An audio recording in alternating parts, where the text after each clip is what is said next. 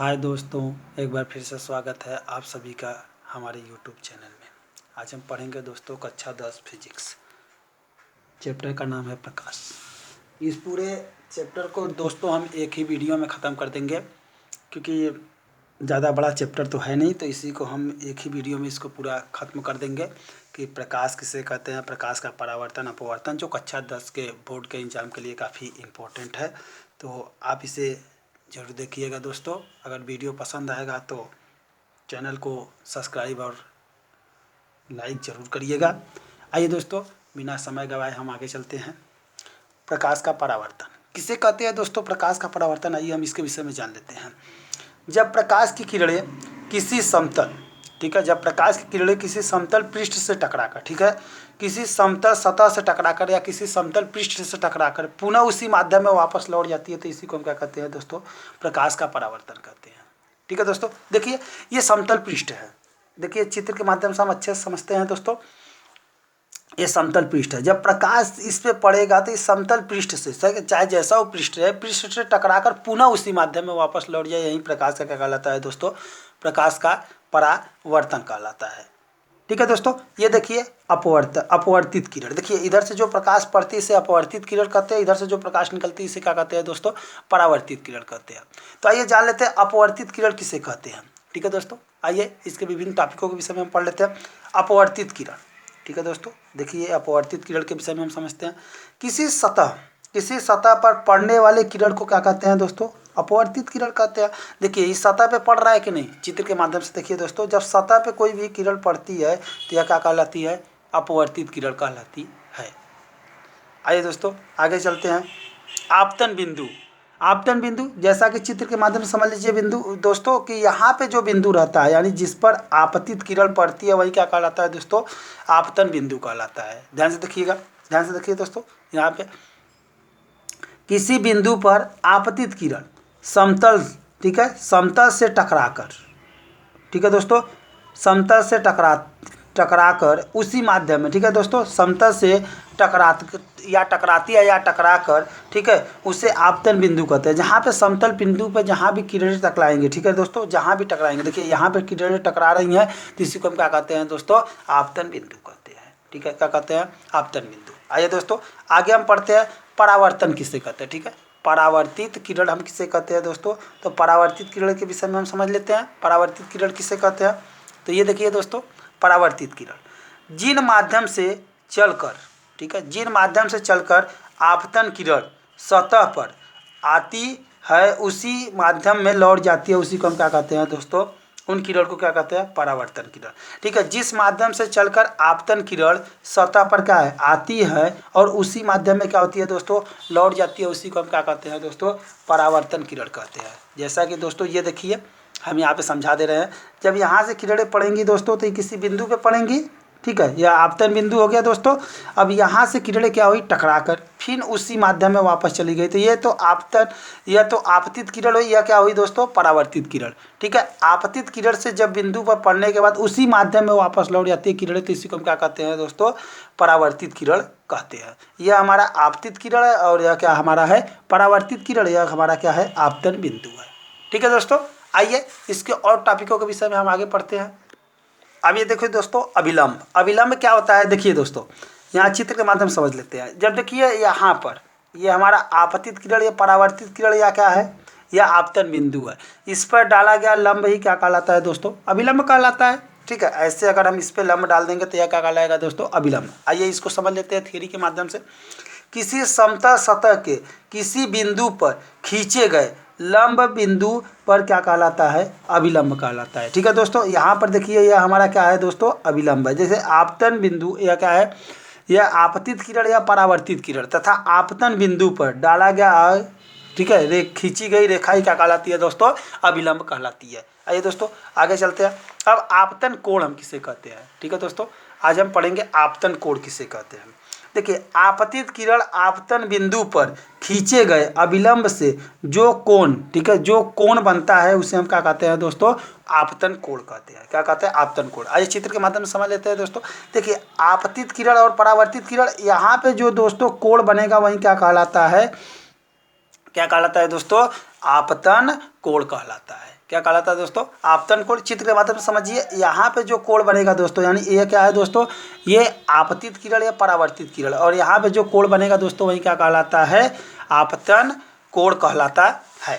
आइए दोस्तों, अब परावर्तन कोण कहते हैं। देखिए परावर्तन कोण, ये तो आपतन कोण हुआ, अब ये क्या होगा दोस्तों, परावर्तन कोण। तो आपतन के समय कुछ कोण बनेगा यहाँ पे, तो वही क्या होगा दोस्तों, यह आपतन कोण होगा, और परावर्तन के समय कोई कोण बनेगा वह क्या होगा दोस्तों, परावर्तन कोण होगा। ठीक है, आइए दोस्तों ये देख लीजिए परावर्तन कोण। परावर्तन किरण आपतन बिंदु पर खींचे गए अविलंब से जो कोण बनता है उसे हम क्या कहते हैं दोस्तों, परावर्तन कोण कहते हैं।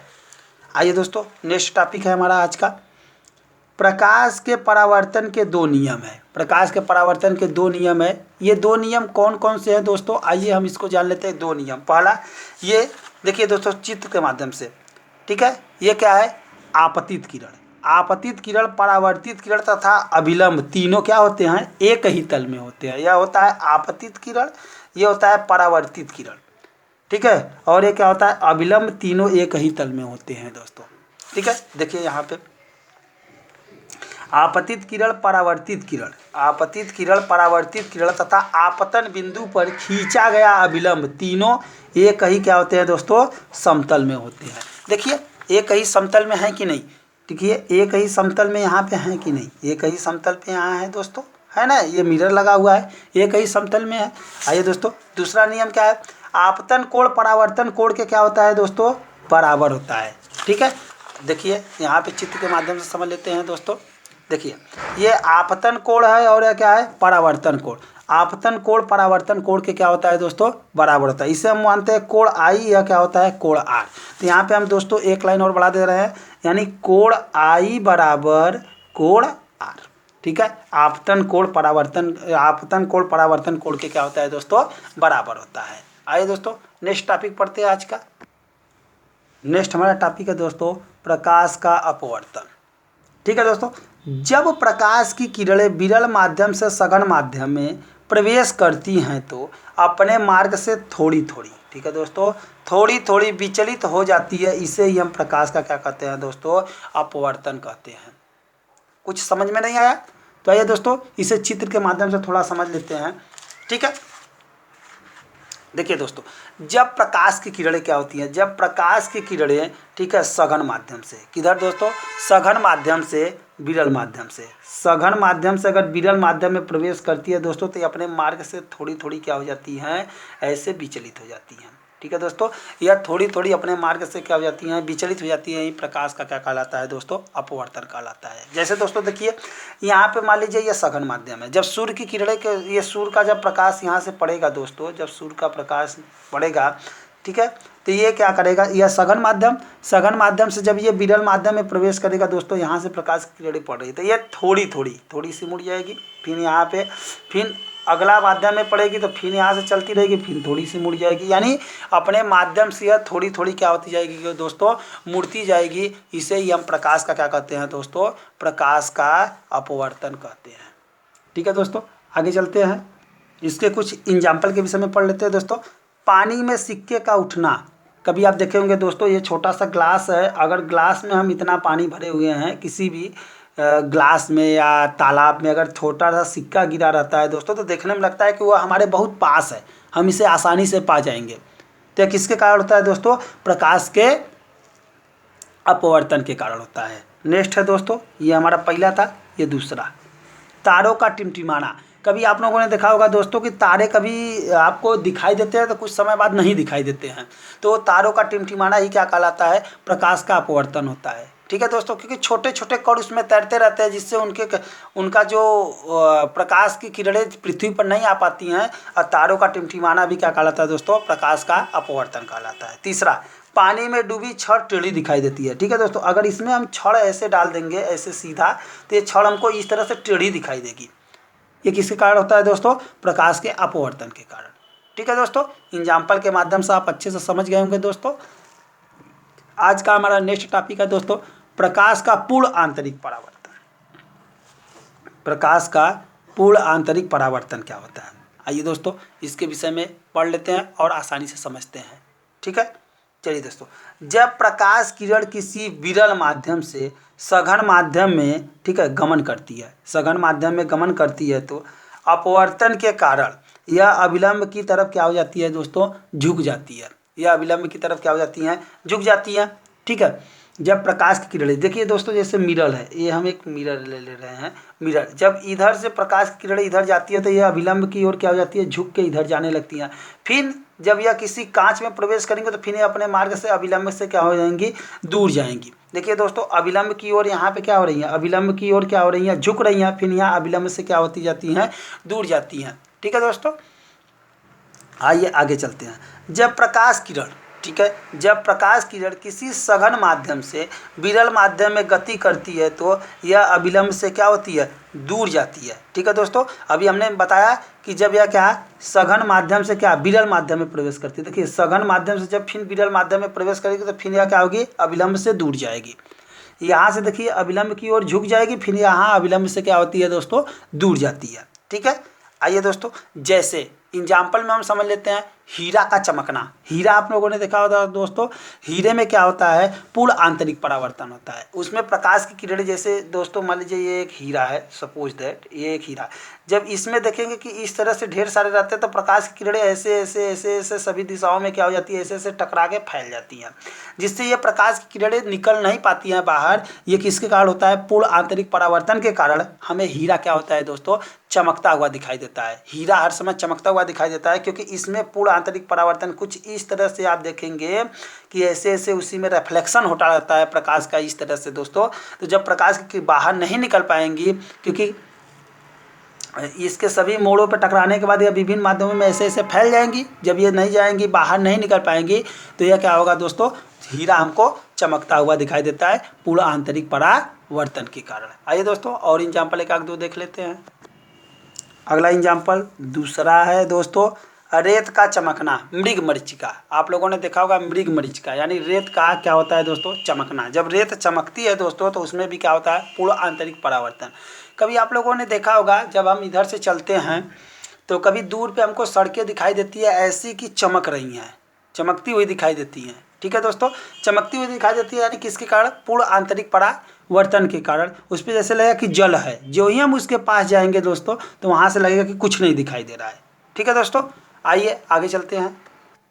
नेक्स्ट है, ठीक है, तारकोल का चमकना। तारकोल भी देखेंगे दोस्तों तो बहुत चमकता है, जैसे बर्फ़ का चमकना, आपने देखा होगा दोस्तों बर्फ़ का चमकना। ठीक है, ये तारकोल के विषय में एग्जाम्पल दोस्तों वहीं समझिए जो आपको समझ में आए, वहीं लिखिएगा जो आपको अच्छे से समझ में आए। ठीक है दोस्तों, तो ये देखिए चौथा क्या है, तारकोल भी चमकता है। अब देखिए जैसे बर्फ़ का चमकना, बर्फ़ आप अगर दोस्तों दूर से देखते हैं तो बर्फ़ क्या होता है, बहुत चमकता हुआ दिखाई देता है, जैसे हीरे की तरह चमकता है, क्योंकि उसमें भी क्या होता है दोस्तों, पूर्ण आंतरिक परावर्तन होता है। आइए दोस्तों नेक्स्ट टॉपिक पढ़ते हैं, प्रकाश का विवर्तन। ये प्रकाश का विवर्तन क्या होता है दोस्तों, आइए प्रकाश के विवर्तन के विषय में हम पढ़ते हैं। प्रकाश की किरणों का किसी, ठीक है, अवरोधों से टकराकर उनके छाया क्षेत्र में प्रवेश करना ही क्या कहलाता है, विवर्तन। नहीं समझ में आया दोस्तों, तो चित्र के माध्यम से समझ लेते हैं। ऐसे देखिए ये मेरा छोटा सा घर है दोस्तों, ये मान लीजिए आपका एक छोटा सा घर है। अब देखेंगे कि जब इस घर में प्रकाश किसी खिड़की उड़की से जब अंदर प्रवेश करता है तो प्रकाश की रोशनी इस जगह पे पड़ने के बाद, इस जगह अगर टकराती है प्रकाश की किरणें तो यह विभिन्न माध्यमों में मुड़ जाती है, ऐसे फैल जाती है कि नहीं दोस्तों, जिस कारण हमें इधर भी प्रकाश दिखाई देता है। इसी को हम क्या कहते हैं दोस्तों, प्रकाश का विवर्तन कहते हैं। जब घर के किसी भी रोशनदानी से या किसी खिड़की उड़की से जब अंदर प्रकाश प्रवेश करता है या किसी दरवाजे उरवाजे से जब अंदर प्रकाश प्रवेश करता है दोस्तों, तो आप देखेंगे कि यह प्रकाश कहीं दीवार से टकराने के बाद यह विभिन्न माध्यमों में क्या हो जाता है, फैल जाता है, इस तरह से फैल जाता है। जब ये फैल जाएगा तो हमें दूर तक प्रकाश दिखाई देने लगता है, जिससे हमारे बल्ब का प्रकाश नहीं दिखाई देता है और हमें सूर्य का प्रकाश दिखाई देने लगता है, जिससे हम दोस्तों क्या कहते हैं, प्रकाश का विवर्तन कहते हैं।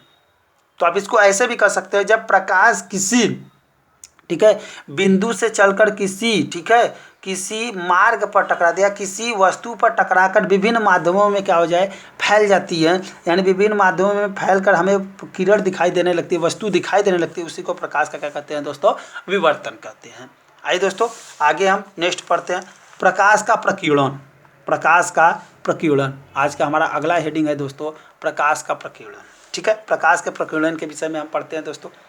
जब प्रकाश किसी ऐसे माध्यम में प्रवेश करता है जिसमें धूल अथवा अन्य सूक्ष्म पदार्थ के कण मौजूद हों, तो प्रकाश उन कणों से टकराकर सभी दिशाओं में फैल जाता है। इस घटना को प्रकाश का क्या कहते हैं दोस्तों?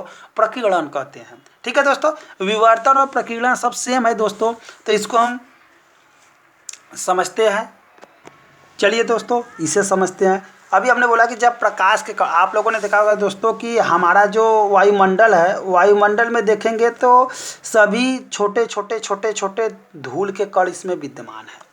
जब प्रकाश सनलाइट पड़ता है, प्रकाश की किरण जब इस पे दोस्तों पड़ती है, तो इससे टकराने के बाद सभी माध्यमों में यह क्या हो जाती है? फैल जाती है। सभी दिशाओं में यह क्या हो जाती है दोस्तों? फैल जाती है। इसी को प्रकाश का हम क्या कहते हैं दोस्तों? प्रकीर्णन कहते हैं। तो आप ये जानते हैं अच्छी तरीके से कि जब प्रकाश किसी छोटे कण से या किसी भी चीज़ से टकराएगा, तो आप देखेंगे जब किसी भी कण से टकराएगा तो वह विभिन्न माध्यमों में क्या हो जाता है दोस्तों?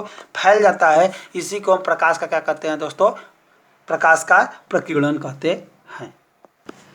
आइए दोस्तों इसे एग्जाम्पल के माध्यम से समझते हैं, जैसे आपको अच्छे समझ में आ जाए। ये हमने आपको समझा दिया कि जब छोटे छोटे कणों से टकराएंगे, ये छोटे छोटे कण हैं, इससे प्रकाश के कण, प्रकाश किरण टकराएगी तो विभिन्न माध्यमों में क्या हो जाएगी? फैल जाएगी। यही प्रकाश का क्या कहलाता है? प्रकीर्णन। आइए दोस्तों एग्जाम्पल के माध्यम से समझ लेते हैं। नोट में देखिए दोस्तों हमने क्या लिखा है। ठीक है, नोट में है बैगनी रंग का प्रकीर्णन सबसे ज़्यादा होता है। प्रकीर्णन सबसे ज़्यादा होता है। अब समझते हैं दोस्तों। आप लोगों ने कभी देखा होगा दोस्तों कि हमारे जो सूर्य में है 7 रंगें निकलती हैं, तो कभी आप लोगों ने देखा होगा कि जो हमें वस्तुएं दिखाई देती हैं बैगनी रंग आपने देखा होगा। बैगनी रंग का प्रकीर्णन बहुत ज़्यादा होती है, इसलिए बैगनी रंग की हमें कोई भी वस्तु दिखाई नहीं देती है। बैगनी जल्दी दिखाई नहीं देता है।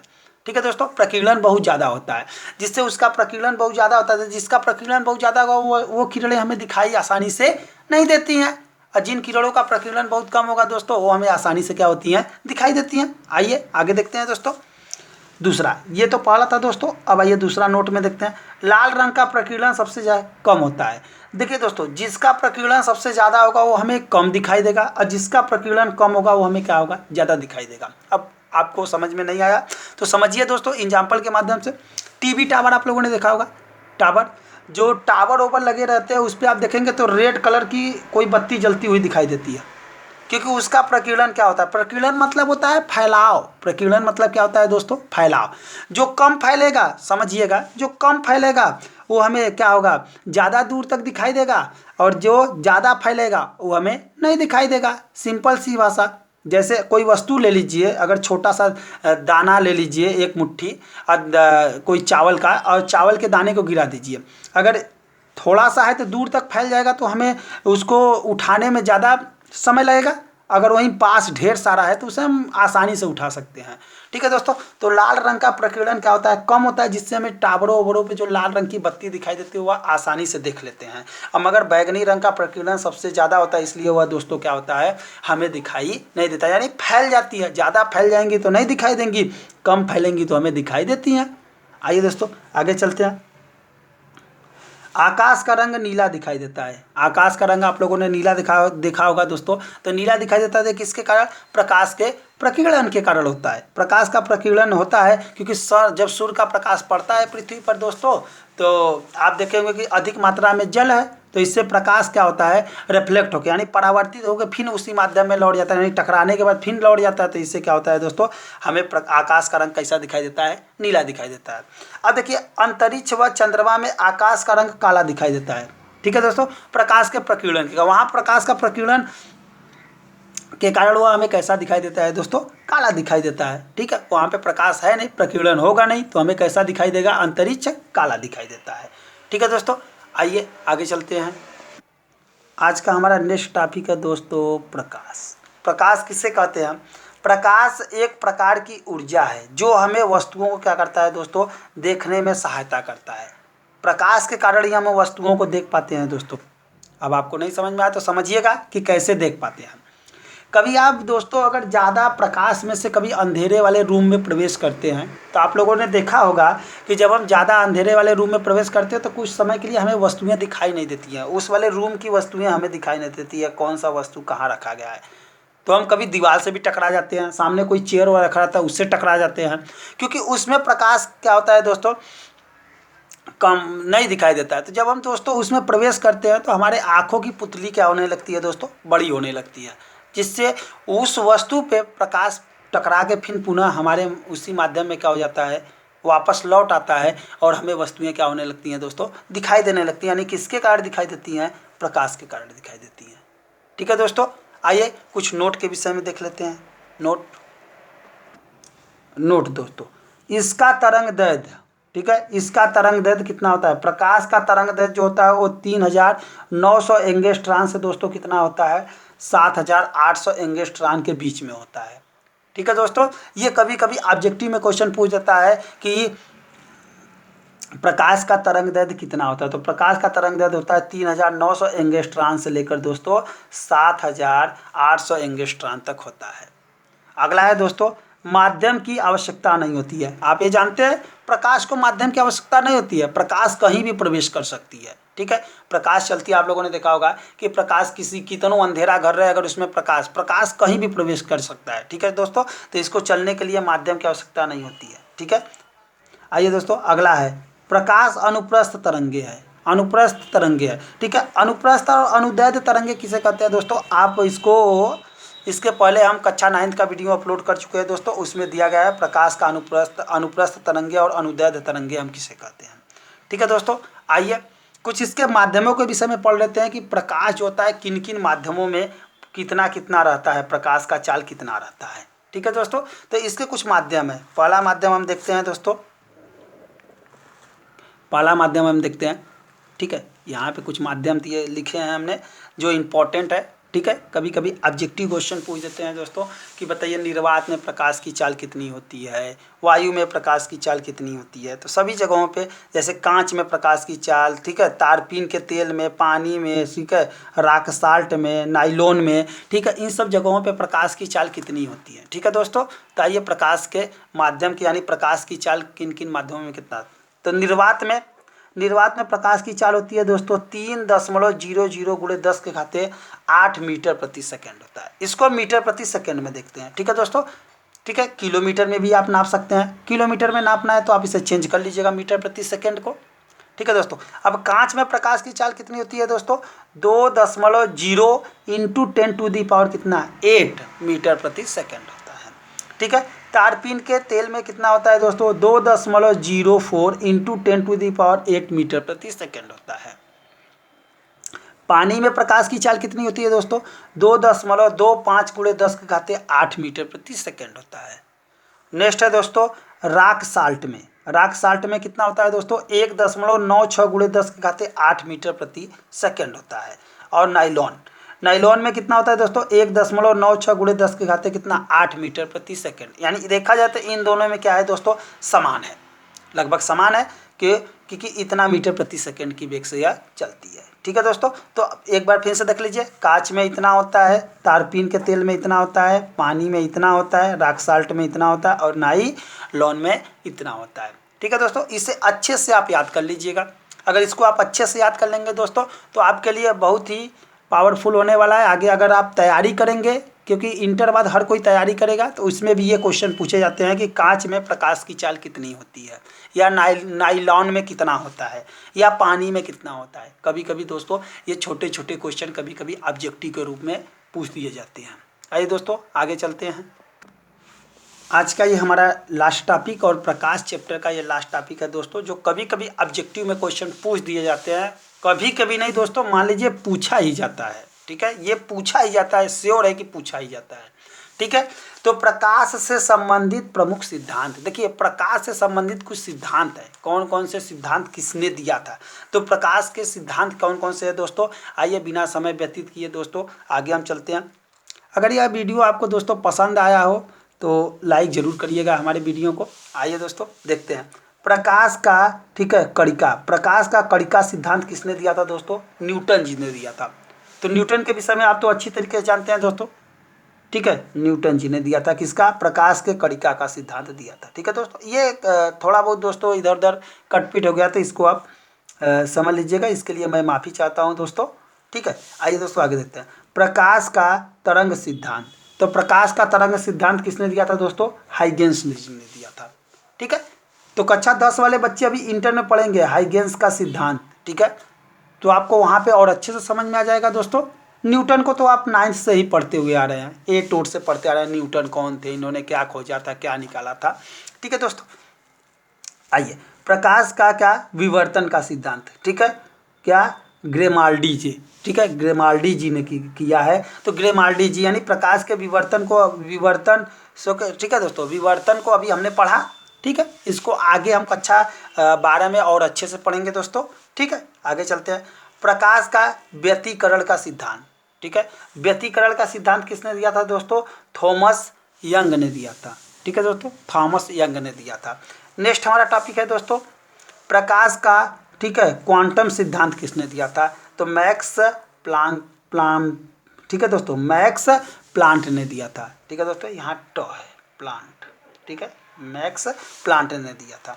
नेक्स्ट दोस्तों है प्रकाश विद्युत चुंबकीय तरंग सिद्धांत। ठीक है, चुंबकीय तरंग सिद्धांत का किसने दिया था दोस्तों?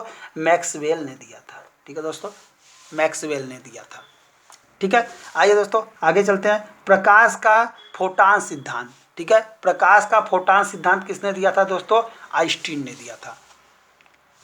ठीक है दोस्तों, तो यहाँ पे यह हमारा आज का पूरा दोस्तों प्रकाश चैप्टर पूरा मेरा क्या हो गया दोस्तों? खत्म हो गया। ठीक है, इसके बाद हम नया वीडियो आपके लिए अपलोड करेंगे दोस्तों, क्योंकि अब इस समय आपको कक्षा 10 की तैयारी करनी है। तो दोस्तों आप के लिए ये पूरा चैप्टर बाय चैप्टर वीडियो भेजा जा रहा है, और इसके पहले जो था हम टॉपिक बाय टॉपिक भेजे हैं दोस्तों। अगर आपको प्रकाश में और कोई दिक्कत आ रही है तो हमारा वीडियो और दोस्तों इसके पहले अपलोड किया गया है, आप उसे देख सकते हैं। तो दोस्तों प्रकाश चैप्टर ये मेरा एक ही वीडियो में पूरा क्या हो गया दोस्तों? खत्म हो गया। तो यहाँ से प्रकाश हमारा पूरा खत्म हो गया दोस्तों। तो जय हिंद दोस्तों। अगर हमारा वीडियो आपको पसंद आया दोस्तों तो ज़्यादा से ज़्यादा शेयर करिए, और हमारे वीडियो पे अगर आप नए हैं दोस्तों तो हमारे चैनल को सब्सक्राइब कर लीजिए। जय हिंद दोस्तों।